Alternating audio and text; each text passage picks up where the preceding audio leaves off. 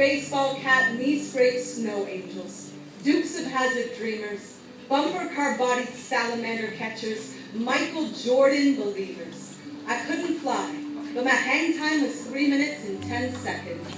Mean kids were stupid. Books were trees cut down. I was a tomboy in love with Malcolm Cushion. He had a birthmark in the shape of Canada on his left cheek. The teachers didn't trust him. His mother was the accidental broken tooth in a bar fight. I had one black friend. Her name was Erica. She had a jackknife. She carved a gash into the center of her palm, another into mine, pressed our hands together and asked if I thought it would turn her blood white. I couldn't read her fear or hope. I thought history was over. I cried during the national anthem.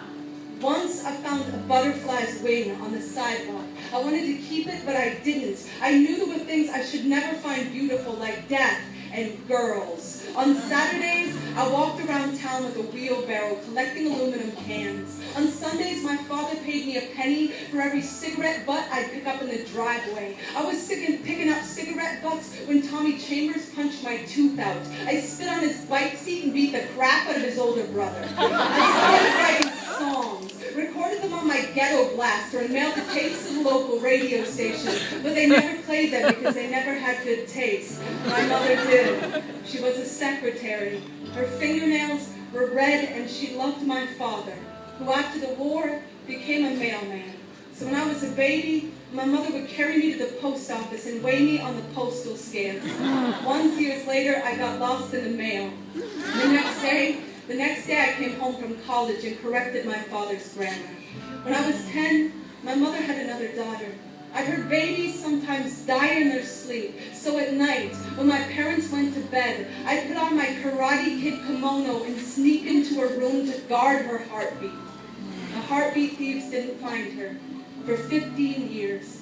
At 11, I discovered beer. At 19, I nailed my palm to Amanda Buckner's vagina, actually drooled on her breast, and said yes so loud God couldn't disagree. My family did. So I lost him for a while. And in that while, my Uncle Barry lost his fingers to the paper mill. My Uncle Peter lost his liver to Vietnam. My mother lost her legs to God's will. In her will, I inherit everything. The 17 photographs we didn't lose in the fire, all of them with charcoal edges. My mother holds them to her chest and tells me she can still smell the smoke. I tell her I will guard them well. My father's freckled shoulders, my sister's brown eyes, my mother's patient hands buckling my tiny blue suspenders that one December when we built a bonfire in the middle of the frozen lake, and I skated around its flames with my snowsuit's frozen zipper sticking to my tongue. My mother said, "Smile for the camera." I can still remember the flash and that enormous fire with the ice beneath it that didn't even crack.